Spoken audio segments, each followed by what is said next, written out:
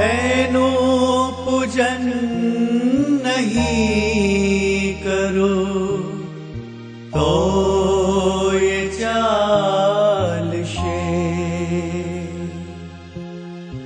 ऐने नमन नहीं करो तो ये चाल शे। हे जगत नातात ए तो आप नारी मात छे, सामे चाली ए कदी कशू न मांगशे।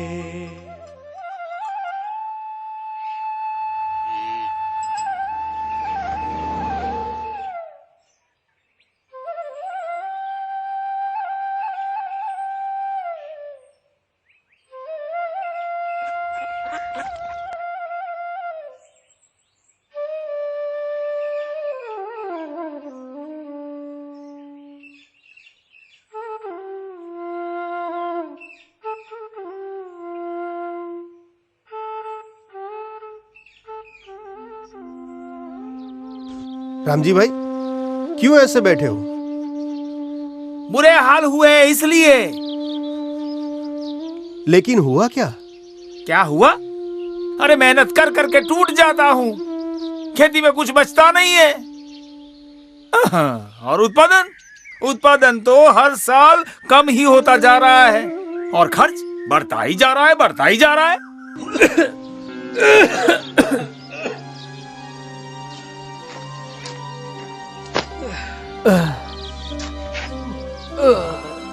राजू, ऐसे अचानक? तबीयत तो अच्छी है ना? नहीं अच्छी, इसलिए तो बैग लेकर घर पर आया हूँ। दवाई बवाई ली? हाँ, खून की जांच करवाई। अरे रिपोर्ट किस लिए? ये आजकल के जवान। भाई, रिपोर्ट आएगी तभी तो सही बीमारी का पता चलेगा ना। और पूरी जांच किए बगैर अगर डॉक्टर की दवाई लेंगे तो बीमारी ठीक होगी ना भाई ना। ऐसा ही था, 3-4 दिन दवाई ली परंतु कोई फर्क नहीं पड़ा। फिर डॉक्टर ने खून की जांच करवाने को कहा। फिर पता चला कि मुझ में आयरन एवं विटामिन की कमी है। खून में शक्कर की मात्रा होना चाहिए उससे अधिक है। इन दोनों कारणों से मेरी सेहत खराब हुई है। राजू, तुम अंदर जाओ, तुम्हें आराम की जरूरत है। भाई अशोक, सच बताऊं, मुझे इतने साल हो गए, पर इतने सालों में मुझे कभी भी विटामिन या आयरन की जरूरत ही नहीं पड़ी। और आजकल के ये नौजवान। रामजी भाई, आपने बचपन से ही घर का शुद्ध घी, दूध और घर की ताजी सब्जियां खाई है, इसलिए आपके शरीर को जो चाहिए वह सभी पोषक तत्व आपके रोजमर्रा के भोजन से ही मिल जाते हैं। जबकि राजू पिछले 3 वर्षों से होटल का खाना खाता है। सही बात है। हाँ भाई, राजू कुछ दिन घर का खाना खाएगा, उसे संतुलित पौष्टिक भोजन मिलेगा और लौह तत्व एवं विटामिन की गोलियां लेगा और थोड़ी कसरत करेगा तो सब ठीक हो जाएगा। पर क्या? पर आपके खेत की जमीन कब ठीक होगी? फिर से तूने ये जमीन का गाना शुरू कर दिया? करनी ही पड़ेगी। राजू ने क्या कहा सुना ना आपने? उसने रिपोर्ट निकाला तो पता चला कि बीमारी का असली कारण क्या है। भाई, जैसे अपना शरीर पोषक तत्व न मिलने की वजह से हमारा स्वास्थ्य कमजोर होता है, हम बीमार पड़ते हैं, बस इसी तरह जमीन को जो पोषक तत्व चाहिए वह न मिले तो जमीन का स्वास्थ्य भी खराब होता है। और बीमार जमीन में कैसा उत्पादन होगा ये आप खुद समझ सकते हैं। हाँ भाई, तुम्हारी बात अब दिमाग में आ गई। तुम्हारी बात 100% सच है। रामजी भाई, आप बुजुर्ग हैं, नेता है, आप गांव के किसानों की एक मीटिंग बुलाओ। पर मीटिंग बुला के तुम्हें करना क्या है? सबका भला हो ऐसी बात करनी है।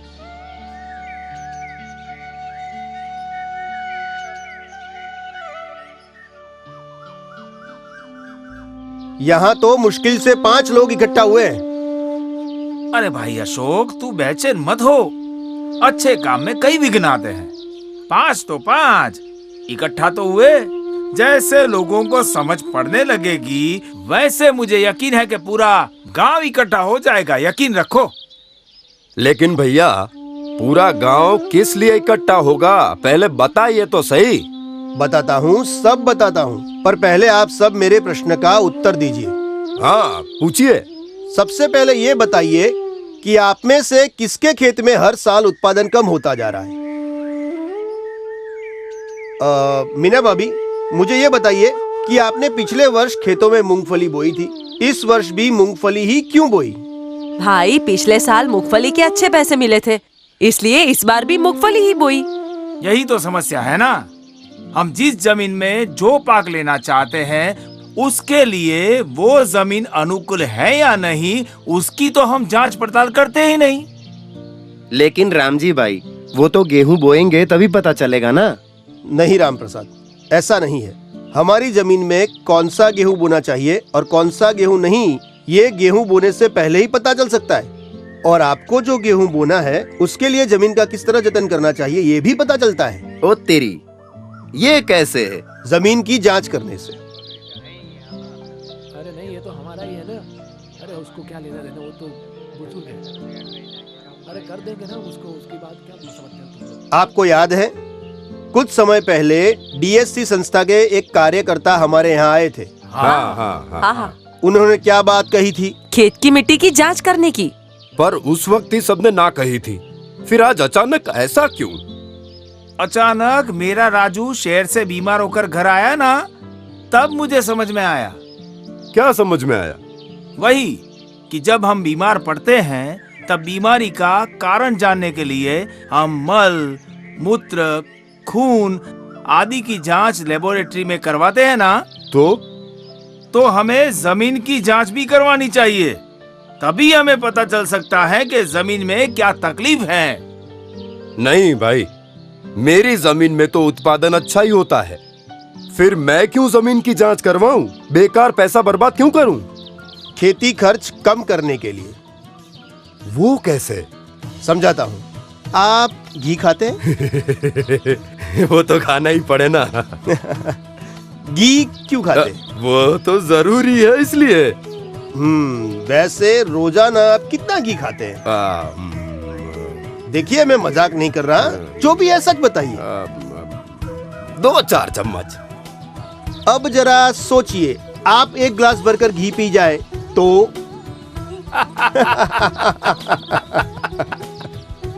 बोलो बोलो। और क्या होगा? तबीयत बिगड़ेगी। मतलब कि आवश्यकता से अधिक घी पिएंगे तो घी भी बर्बाद होगा और पेट भी खराब होगा। आपकी ये बात एकदम सच है। बस इसी तरह से उत्पादन भले ही अच्छा मिल रहा हो, फिर भी मिट्टी की जांच करवाकर गेहूं को बोना चाहिए, ताकि बिना आवश्यक खाद का खर्च कम होगा और जमीन भी खराब होने से बचा सकते हैं। एक बात मुझे समझ में नहीं आ रही। कौन सी बात? मुझे ये समझ में नहीं आ रहा कि खेती तो हम सालों से करते आ रहे हैं, लेकिन पहले तो हम ये सब नहीं करते थे ना। सही बात है, परंतु देखिए, अब जमीन की जांच करवाना आवश्यक हो चुका है। और ये मेरे अपने शब्द नहीं है, वैज्ञानिक भी यही कहते हैं। ये जमीन की जांच करवाना महत्वपूर्ण क्यों है? पहले के जमाने में हम 1 साल में एक ही फसल लेते थे। आज हम 1 वर्ष में अंतराल में 2 से अधिक फसल उगाने की बात करते हैं। तो जमीन को जो राहत मिलती थी, बदल बदल कर फसल लेते थे, वो वक्त नहीं है हमारे पास। इसके अलावा पहले देसी अथवा रिसद प्रकार के बीज होते थे। आज अधिक उत्पादन देने वाले अनेक प्रकार के बीज बाजार में उपलब्ध हैं और उसमें भी होड़ लगी है। और 1 एकड़ जमीन से हम 4 क्विंटल कपास प्राप्त करते थे, लेकिन अब हम 10 क्विंटल कपास कैसे प्राप्त करें, ऐसा हम सोचने लगे हैं। हम निरंतर सोचते रहते हैं कि अधिक उत्पादन लेना चाहिए और इस तरह जमीन का एक तरह से दोहन करते रहते हैं और पाक लेते हैं। तो एक तो पूर्ति करनी पड़ेगी।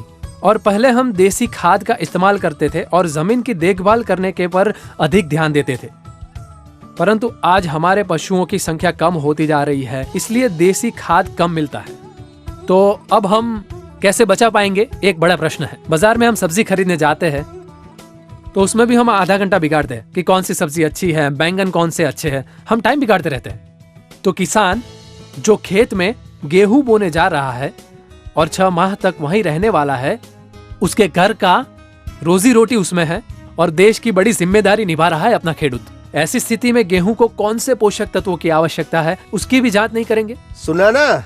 ये वैज्ञानिक कहते हैं उस हिसाब से मिट्टी परीक्षण करवाने से सचमुच लाभ होता है। 100% ऐसे अनेक किसान हैं जिनको फायदा हुआ है। पहले के पूर्वज जो कह गए थे उसी हिसाब से किसानी करते थे, ठीक है। तो फिर हम जैसे जैसे खेती करते गए हमारा उत्पादन कम होता गया। इस तरह किसानी कर रहे थे। तब मुझे लगा कि क्या करूं, यहाँ तो जमीन बिगड़ रही है और हर साल उत्पादन भी कम होता जा रहा है। तभी मुझे पता चला कि ये मिट्टी परीक्षण वाले जमीन की जाँच कर देते हैं और इसमें कितना खाद डालना और कितना डोज देना, ये सब ये लोग रपट के अंदर ही बताते हैं। लेकिन आप मानेंगे नहीं कि ये आजमाने से मेरी जमीन को खराब होने से रोक सका और इससे मुझे 10 से 15% उत्पादन भी अधिक हुआ और मेरी जमीन भी सुधर गई।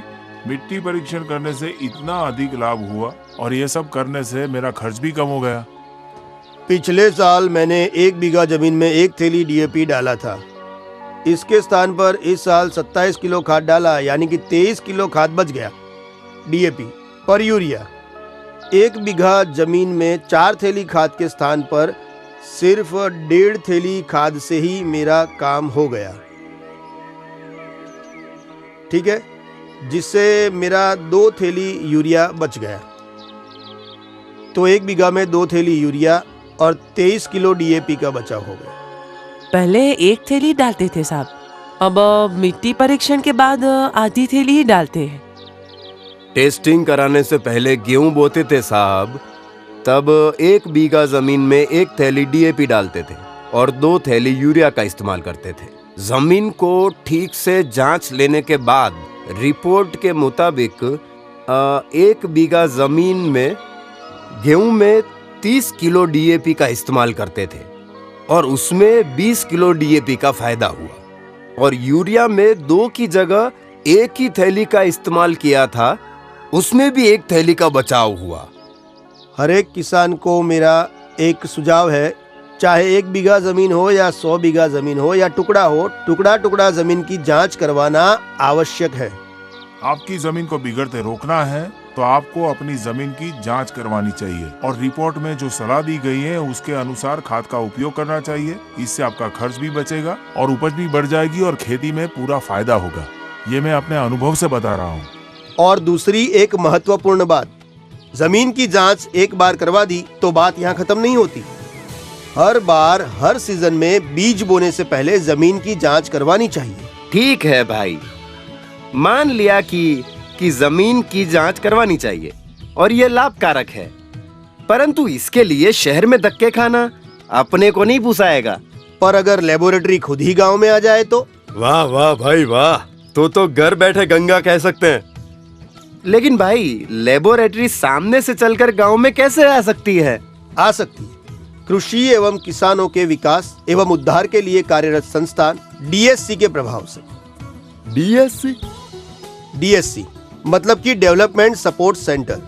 जमीन एवं पानी की जांच से जुड़ी किसानों की समस्याओं को दूर करने के लिए डीएससी ने एक मोबाइल वान बनाई है और पूरी लेबोरेटरी उस वान में ही खड़ी की है। ठीक है भाई, चल तू कहता है तो मान लेते हैं, लेकिन मैं कहता हूँ कि उस मोबाइल वान को गांव में बुलाने के लिए कुछ न कुछ अर्जी तो करनी पड़ती होगी ना? हाँ, हम सबको मिलकर एक फार्म भरना होगा जिसमें कुछ जानकारी देनी होगी कि कितने किसान जमीन की जांच करवाने के लिए तैयार है। इस फार्म को भरने एवं पहुंचाने की जिम्मेदारी मेरी। बस आप सब तैयार हो जाओ। वो ठीक है, पर मैं ऐसा कहता हूँ कि सभी किसान तैयार न हुए और 1 या 2 किसान तैयार हुए तो? मतलब मैं ये कहना चाहता हूँ कि 1 या 2 किसान के लिए मोबाइल वान या गांव तक किस लिए आएगी? अधिकतर तो ऐसा नहीं होगा, परंतु इसका भी उपाय है। किसान खुद भी अपनी जमीन की जांच करवा सकता है। हमारे गुजरात में प्रत्येक एपीएमसी मार्केट में ये लेबोरेटरी है। जीएनएफसी की भी अपनी लेबोरेटरी है, यहाँ भी जमीन की जांच करवा सकते हैं। इसके अलावा जिला खेतीबाड़ी नियामक का भी जमीन जांच के लिए संपर्क किया जा सकता है। हर राज्य में जिले स्तर पर कृषि विभाग या तो निजी संस्थाओं की लेबोरेटरी होती है। पर अशोक भैया, खर्च कितना होता है ये तो बताओ। हाँ, डीएससी लैब का तो मुझे पता है। जमीन के प्रत्येक नमूने का 100 रुपया होता है, जो हमें पहले से इकट्ठा करके रखना होगा। बस 100 रुपए ही? हाँ ये तो अच्छी बात है। हाँ, और एक बात, लेबोरेटरी की मोबाइल वाहन को गांव में आने जाने के लिए डीजल खर्च के लिए गांव की मंडी को 250 रुपए देने होंगे। हाँ, पर वो 250 रुपए पूरे गांव की ओर से देना होगा ना? बिल्कुल, और यह भी वार्षिक खर्च के तौर पर देना होगा। यानी इसका मतलब ये हुआ कि 6-7 महीने के बाद फिर से मोबाइल वैन बुलाएं तो वो 250 रुपया फिर से नहीं देना पड़ेगा। बिल्कुल ठीक। 250 नहीं देने पड़ेंगे। और हाँ, एक बात, मोबाइल वाहन को गांव में सुरक्षित स्थान पर रखने और लाइट एवं पानी देने की जिम्मेदारी गांव वालों की होगी। वो तो हम करेंगे ही। और कुछ? और दूसरी बात ये कि मोबाइल वाहन को या उसके उपकरणों को किसी भी प्रकार का नुकसान नहीं हो, उसका ध्यान रखना। और तीसरी बात, मोबाइल वाहन के कर्मचारियों को सुविधा देना। सुविधा मतलब?